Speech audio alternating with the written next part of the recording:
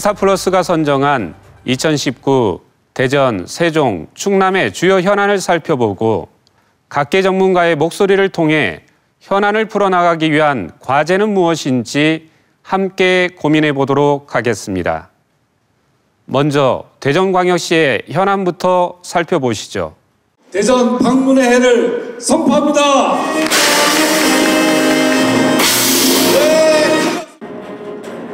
대전시 출범 70년, 광역시 승격 30년을 맞이하는 2019년.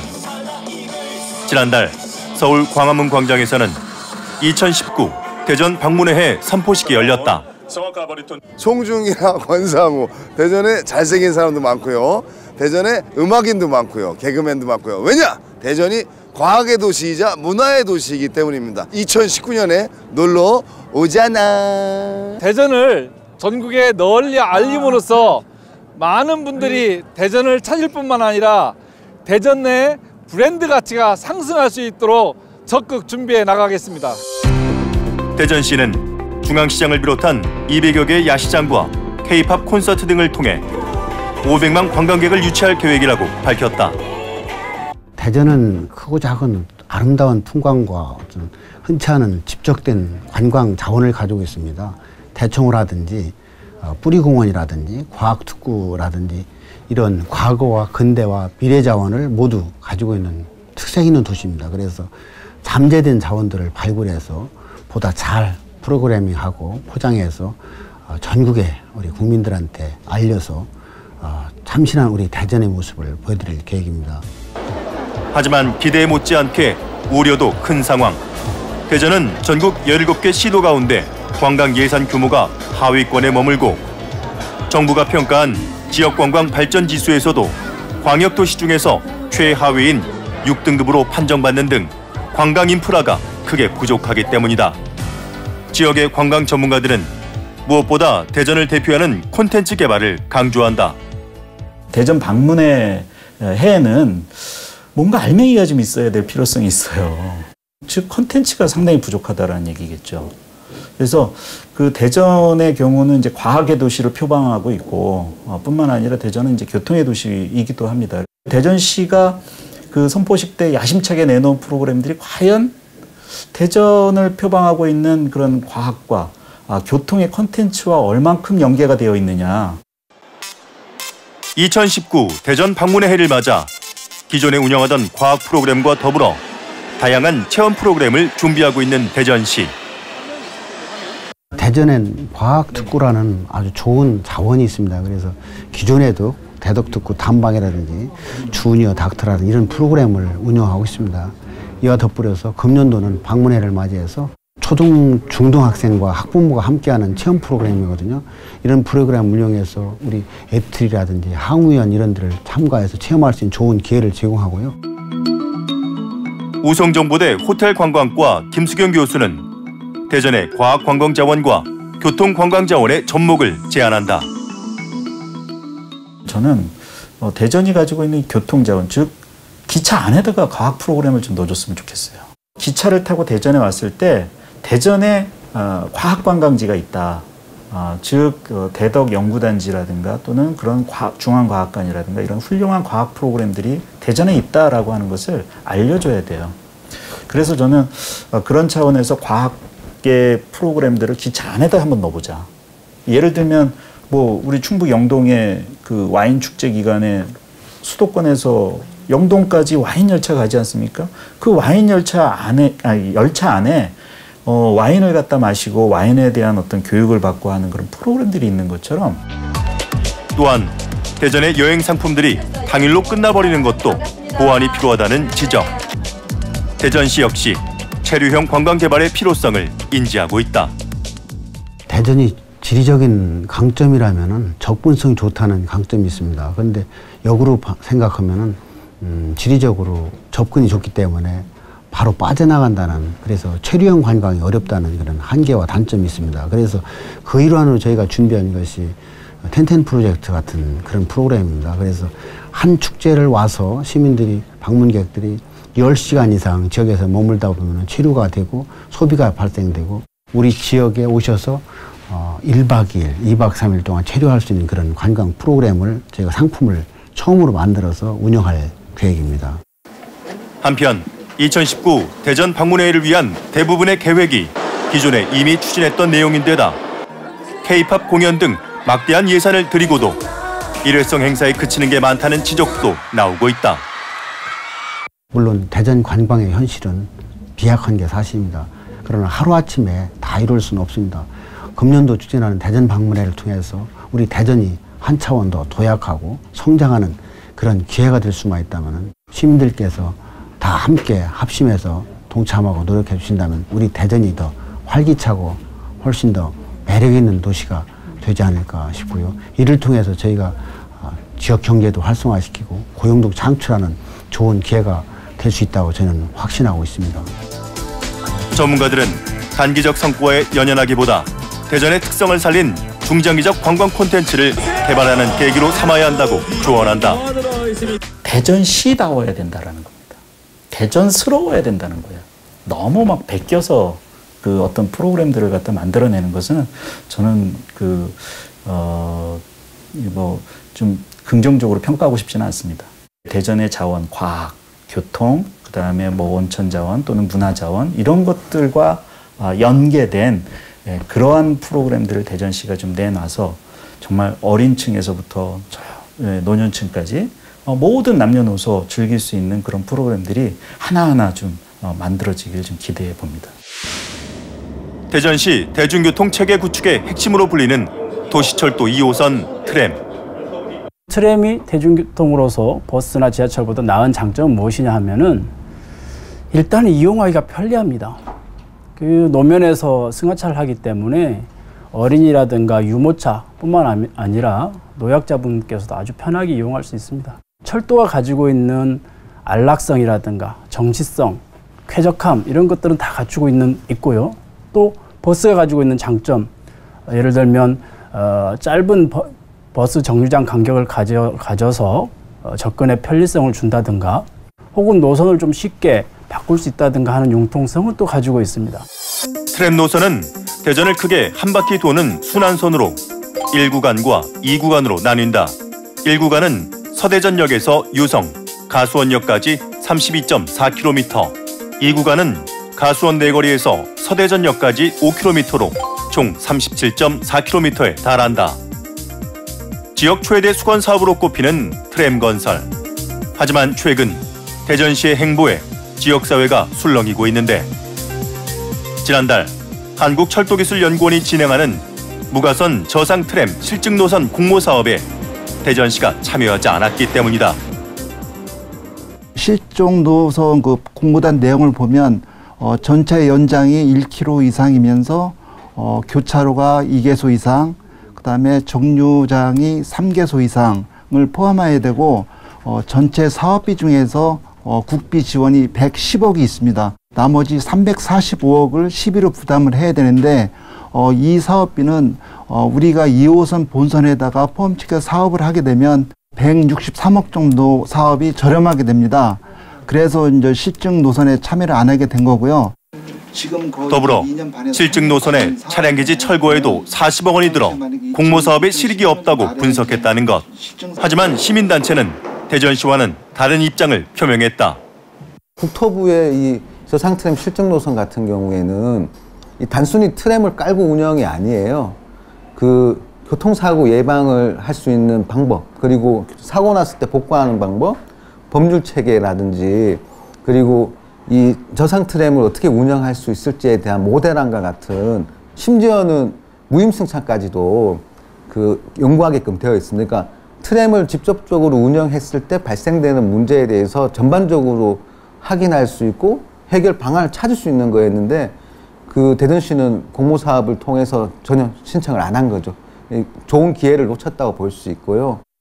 또한 트램 건설 과정에서 시민과의 소통과 협업이 필요하다고 강조하는 대전 참여자치 시민연대 김상기 팀장. 대전시가 트램 건설을 2016년에 발표를 했었는데요. 그때부터 지금 3년 정도가 지났는데 어떤 얘기가 없습니다. 뭐냐면 트램 건설을 어떻게 할 것이고 시범 노선을 어떻게 깔 건지 또 어떻게 활용할 건지 타당성 재조사 같은 경우에도 어떻게 지금 진행이 되고 있는지 정도는 알려야 되지 않습니까? 사업이 하다 보면 잘 안 될 수도 있는데 그런 부분은 시민들하고 같이 해결하려는 모습을 보여줘야 되는 겁니다. 한편 대전시는 트램 건설 추진에 있어 문제가 없다는 입장이다. 올해 그 설계비가 50억 원이 확보가 돼 있습니다. 그래서 예타 면제 사업이 선정이 되면 곧바로 기본계획 승인 과정을 거쳐서 올해 한 중반기 정도면 그 기본 및 시지 설계 착수가 가능하거든요. 그럼 설계를 한다고 그러면 최소한도 2021년도에는 공사 착공이 가능해서 당초 계획한 2025년도 개통에는 크게 문제가 없을 거로 판단하고 있습니다. 전문가들은 트램 도입을 앞두고 교통정책의 전면적인 개편이 필요한 시기라고 조언한다. 리옹시와 같은 프랑스의 리옹 도시 같은 제2의 도시이고서 트램을 도입하면서 대중교통 전체의 시스템을 개편을 하고 자전거 도로를 넓히고 보행 환경을 좋게 하기 위해서 보행로를 넓히는 그런 전면적인 지속 가능한 교통 정책의 전면적인 개편이 있었거든요. 그런 정도의 개편이 없이는 트램만 도로에 선로에 깔았다 그래서 우리가 기대하는 그런 대중교통의 혁신, 이용객의 획기적인 증가 이런 것들은 기대하기 어렵다 봅니다. 도시철도 2호선 트램을 개통하기 전에 도시철도 1호선, 그다음에 충청권 광희철도, BRT, 간선버스하고 체계적인 환승 체계를 유지시키기 위해서 지금 고민하고 있습니다. 시민들께서도 이제 도심지라든가 이런 부분을 이동하실 때는 가급적 대중교통 이용해 주시고 또한 교통 약자한테도 배려할 수 있는 어떤 선진 교통 문화 정착에 적극적 참여를 해줬으면 고맙겠습니다. 2019년부터 본격적으로 추진되는 대전시의 또 다른 역점 사업 중 하나는 바로 대덕특구 리노베이션. 대덕특구는 1973년도에 정부 계획으로 최초로 시작이 되었습니다. 그래서 정부 출연 연구소 25개가 지금 들어와서 입주해서 활발한 연구 활동을 하고 있는데요. 2005년도에 기존 연구단지에서 연구개발 특구로 법이 바뀌면서 새로운 형태로 이제 거듭나게 되었습니다. 2023년이 되면 그 연구단지 성립이 된 지 50주년이 되는 해입니다. 그래서 그동안의 사업 성과들을 쭉 살펴보면서 연구단지가 또 대덕특구가 단순히 국가 연구개발 사업의 중심지 역할만 할 것이 아니라 그것이 이제 지역 경제에 미치는 영향이라든지 또는 그런 성과들을 포괄해서 지역 혁신 거점으로 만들기 위한 특구 리노베이션이라는 사업이 필요하다는 공감대를 가지고 있습니다. 한국전자통신연구원의 심진보 책임연구원은 융합과 기술 사업화를 위한 플랫폼과 인프라 형성을 대덕특구 리노베이션, 즉 혁신의 핵심으로 꼽는다. 기본적으로 대덕특구가 혁신하기 위해서는 세 가지가 필요합니다. 첫째는 R&D 시스템이 바뀌어야 되고, 두 번째는 R&D 프로세스도 혁신이 되고, 세 번째가 이 여건 같은 게 잘 조성돼야 되는 건데 여건에 초점을 맞추다 보니 R&D 시스템과 프로세스에 대한 얘기는 지금은 빠져 있는 상태입니다. 따라서 앞으로 대덕특구 리노베이션 사업이 진정한 리노베이션 사업이 되기 위해서는 정부와 대전시가 모두 머리를 맞대고 R&D 시스템과 R&D 프로세스를 혁신한 것까지를 염두에 둔 정책과 전략을 만드는 게 필요하다고 생각하고 있습니다. 대전시는 대덕특구 리노베이션 사업 명목으로 국비 10억 원을 확보함에 따라 저밀도 단지형 모델인 대덕특구를 산학연 협업 및 소규모 창업 지원과 교류 활성화를 위한 고밀도 도시형 혁신 공간으로 재설계하는 사업을 추진할 계획이다. 특히 범부처 협력 사업으로 추진될 수 있을지 귀추가 주목되고 있는데 정부 부처 간 또는 정부 부처 내, 심지어 대전광역시도 마찬가지고 너무 높은 칸막이들이 존재하다 보니까 융합이 제대로 안 이루어집니다. 이건 출연연구소들도 마찬가지입니다. 그러니까 옆 부처와 옆 부서가 무엇을 하는지 모르는 상태에서 융합이 벌어질 수는 없는 거거든요. 2019년도에는 일단 저희가 총리실 TF 구성에 좀 전력을 하면서 구체적으로 그 대덕특구의 기능 재편을 통한 새로운 혁신 클러스터의 그 변화된 모습을 가지기 위한 그림들을 많이 이제 모색을 할 것 같습니다. 과학기술관계장관 회의에 이 아젠다를 적극적으로 반영을 해서 정부 차원에서 다부처 사업으로 가져갈 수 있도록 노력을 할 거고요. 지역을 벗어나 국가 차원의 미래 먹거리 창출 임무를 맡고 있는 대덕특구. 대덕특구나 대전시는 다른 지역의 완오브댐 또 하나의 지역이라기보다는 지역이지만 국가적으로 뭔가 기여해야 되는 그 임무를 갖고 있거든요. 그런 측면에서 대전시나 특구가 이걸 리노베이션을 하거나 전체 발전 전략을 짤 때 그것이 대전, 세종, 충청권 더 나아가서 국가적으로 어떤 역할을 할 수 있는지를 같이 고민할 때 그 기회가 오히려 확대되거든요.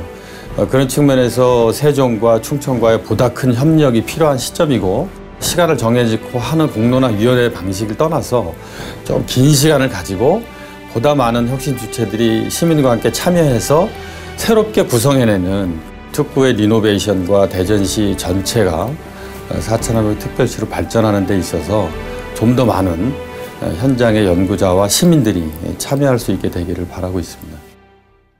허태정 대전시장은 올해 신년사에서 2019년이 민선 7기의 실질적 원년이란 각오로 시민의 목소리에 더욱 귀를 기울이겠다는 뜻을 밝혔습니다.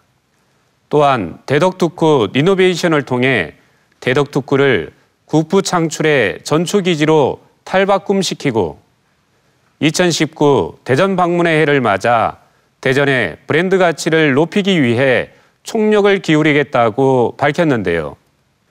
대전시 출범 70년, 광역시 승격 30년을 맞은 뜻깊은 올 한 해.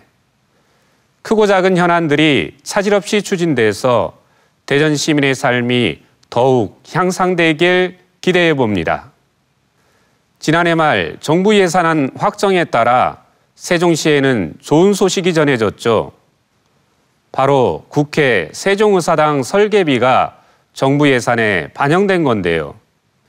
행정중심 복합도시의 완성을 향한 본격적인 첫걸음이 될 국회 세종의사당.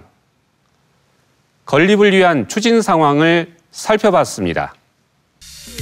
세종시 최대 현안 가운데 하나인 국회 세종분원, 즉 국회 세종의사당 건립에 속도가 붙었다.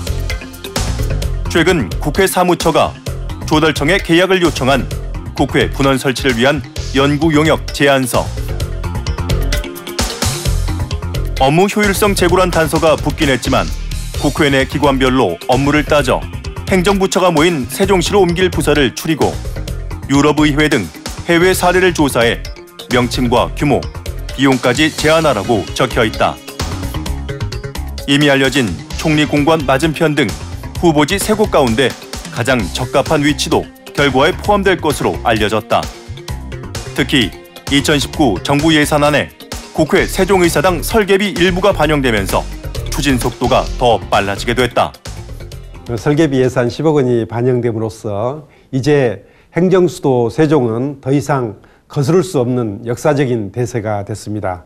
일련의 절차를 차질 없이 밟게 되지 않을까 이렇게 생각을 하고 있습니다.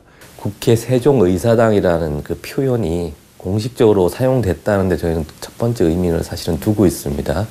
그동안 국회 분원 뭐 그런 표현으로 됐었는데요. 세종의사당이라는 표현이 정부 문서에 들어갔다는 데 의미가 있고요. 그에 따라서 현재 그 국회 세종의사당을 짓기 위한 규모, 시설, 위치 등에 대한 연구 용역이 진행 중입니다. 그래서 올해 6월까지 연구 용역이 진행될 거고요. 거기에 따라서 설계가 올 하반기부터 이제 들어가게 됩니다. 세종의사당 건립 추진을 두고 각계에서 노력을 기울였던 세종시 구성원들. 국회의사당 건립 관계는 우리 세종시가 사실 진짜 균형발전, 우리 국가의 목표가 균형발전 아닙니까? 균형발전뿐만 아니라 행정수도로 되기 위한 가장 지름길이 아닌가 저는 생각을 합니다. 그래서 2018년도에 용역비가 2억을 섰는데 집행을 안 해요. 안 해가지고 저와 우리 부의장님 몇 분하고 같이 국회를 방문해서 빨리 용역비를 좀 집행해달라는 건의도 저희들이 하고 했습니다. 세종 시민 모두가 정말 가장 기쁘고 우리 행정수도의 설립, 행정수도로 가는데 가장 지름길일 것이다 이렇게 믿고 있습니다. 세종시는 기본적으로 지방 분권과 국가 균형 발전을 선도하는 그 국책 도시로 태어났습니다.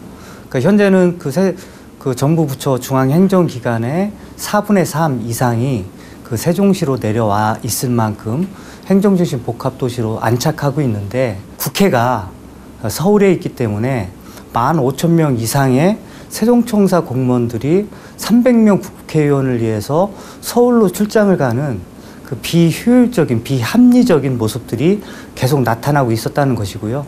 따라서 그 15,000명 이상의 세종청사 공무원들이 안정적이고 지속적으로 일을 하기 위해서는 국회가 그 세종으로 내려오는 것이 바람직하다고 생각합니다.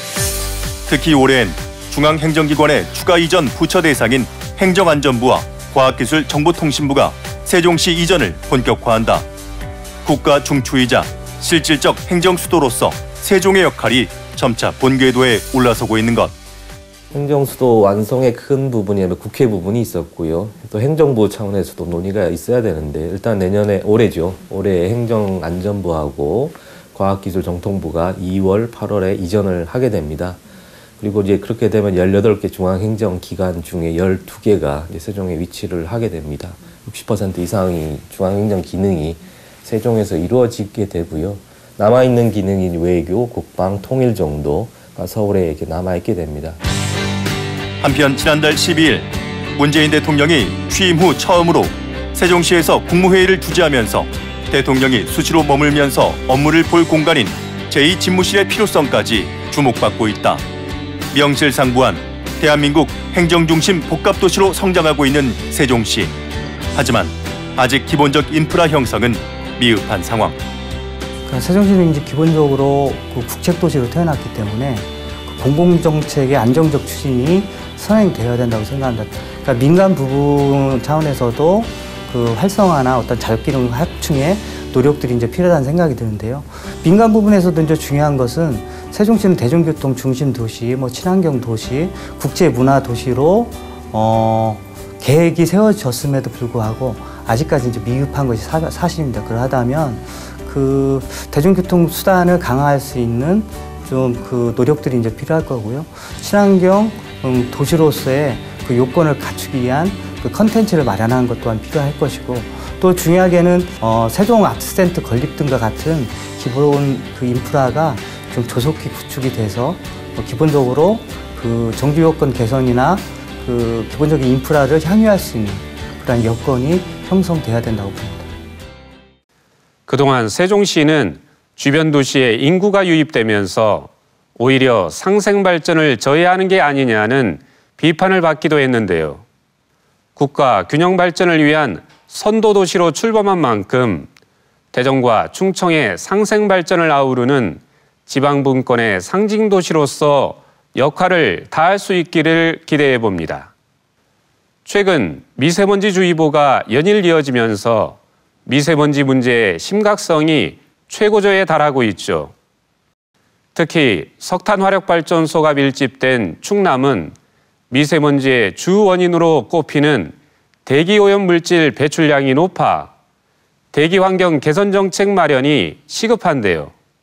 지난해 탈석탄 선언을 한 충남의 환경 문제와 함께 환황의 시대를 앞둔 내포 신도시의 과제까지 충남의 현안을 살펴봤습니다. 지난해 11월 7일 고농도 미세먼지에 대응해 태안과 보령 등 충남을 비롯한 전국 3개 지역 화력발전소의 발전 출력이 80%로 제한됐다. 우리나라에서 미세먼지 때문에 화력발전소 출력을 제한한 건 처음으로 날로 심각해지는 미세먼지의 주요 발생 원인으로 화력발전소가 꼽히고 있기 때문. 국내 석탄 화력발전소는 총 61기로 당진과 태안, 보령에 각각 10기씩, 충남에만 총 30기가 밀집해 있다. 또한 대산 석유화학단지와 당진 제철단지 등 대규모 대기오염 물질 배출업체가 많은 충남은 2017년 기준 압도적인 비율로 전국 사업장별 대기오염 물질 배출량 1위를 차지했다. 대기 환경 개선을 위해 간담회와 환경회의 등을 거쳐 대책 방안을 모색하고 있는 충남도. 도에서는 지난 8월 석탄화력발전소 사업자들과의 간담회를 통해서 자발적인 대기오염물질 감축을 촉구하였으며 특히 30년 이상 노후된 석탄 화력발전소를 조기에 폐기할 수 있도록 관계 중앙부처와의 협의를 지속적으로 추진 중에 있습니다. 그리고 지난 12월에는 미세먼지 저감을 위한 대기환경 개선 계획을 마련하여 총 40단계 과제를 적극 추진 중에 있습니다. 최근 충남도는 민선 7기 공약 실천 계획을 발표하고 미세먼지 문제를 적극 해결하기 위해 노후 석탄 화력발전소를 단계적으로 폐쇄하겠다고 밝혔다. 환경 협치로 만들어가는 건강한 충남도를 주제로 최근 열렸던 충남 환경회의. 충남도가 마주한 주요 환경 현안을 시민사회 단체와 전문가 등 각계의 참여와 수기를 통해 풀어나가고자 마련한 자리에서도 미세먼지와 노후 석탄 화력발전소 폐쇄가 주요 안건으로 거론됐다. 노후 기준이 현재 30년인데요. 25년으로 줄일 것을 또 좀 요청을 했습니다. 그리고 현재 충청남도의 배출 허용 기준 강화 조례가 국가 기준이 강화되면서 이제 일부 현실을 반영하지 못하는 게 있거든요. 그에 따라서 조례 개정을 통해서 좀 더 기준을 강화할 것을 좀 요구를 했습니다. 그와 또 함께 충청남 도지사에게 대규모 배출 사업장에 대한 어떤 환경적이거나 아니면 주민 건강상 문제가 생겼을 경우 조업 정지 명령을 할 수 있는 권한이 있거든요. 그래서 도지사가 이러한 권한들을 적극적으로 활용을 해라. 하지만 미세먼지 주범으로 화력발전소가 밀집해 있는 충남만을 지목할 순 없다는 지적도 나오고 있는데 2017년 전력통계 정보 시스템이 발표한 전국 시도별 발전량을 보면 충남의 연간 발전량은 전국 1위인데다 발전량의 62.8%를 수도권에 공급하고 있다는 것이다.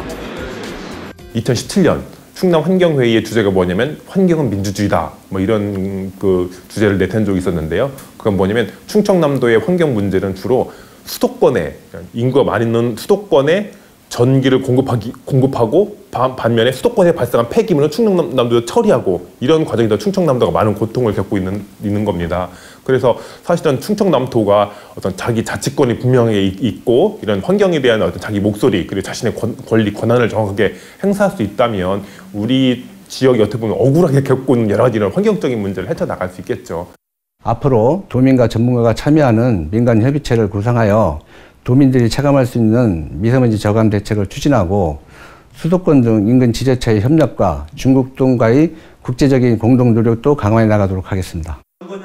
지난해 10월 열린 2018 탈석탄 친환경 에너지 전환 국제 컨퍼런스.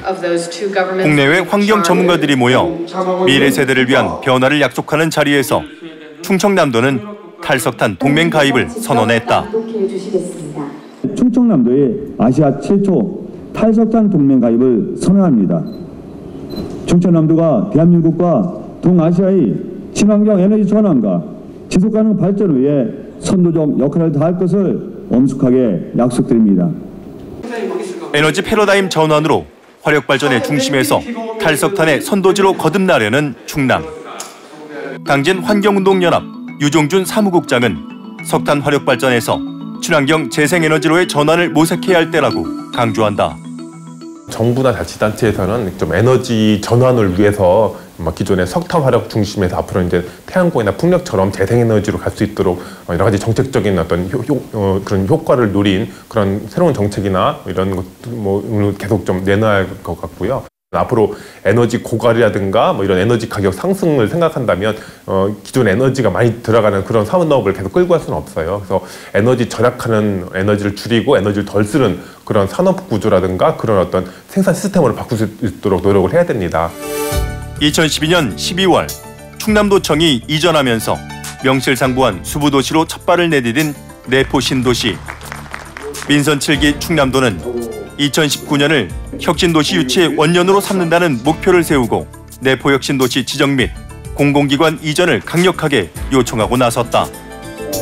출범 7년차를 맞는 충남 내포 신도시의 현 주소는 인구 2만 4천여 명의 종합병원이나 대학 캠퍼스도 없는 상황. 세종시 출범에 힘을 보탰지만 인구와 지역 내 총생산이 감소한 데다 역차별까지 받고 있다는 게 충남도의 주장이다.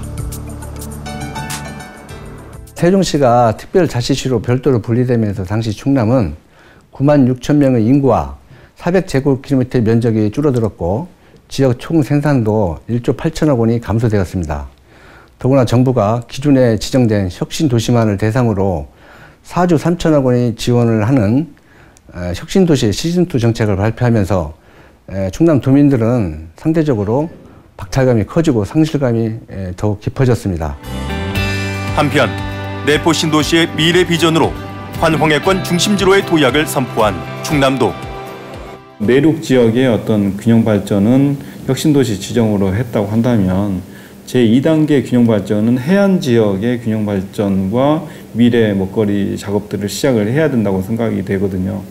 그래서 충남에서 자체적인 어떤 플랜을 짜야 되고 그것들을 정부를 움직여서 충남 지역을 저는 시작으로 해서 해양 관련 어떤 경제 어떤 특부 이런 식으로 해서 집중적으로 중앙정부와 지방정부가 함께하는 어떤 정책을 마련을 해야 된다고 저는 생각이 됩니다.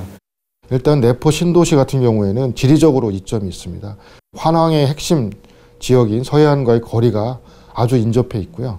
철도 물류 중심 지역에 위치해 있기 때문에 내포 신도시 지역은 환왕의 경제권의 중심 도시로 성장할 가능성이 높다고 할 수 있고요. 수도권에 비해서 낙후된 지역이기 때문에 국가 균형 발전에도 기여할 것으로 기대가 되고 있습니다.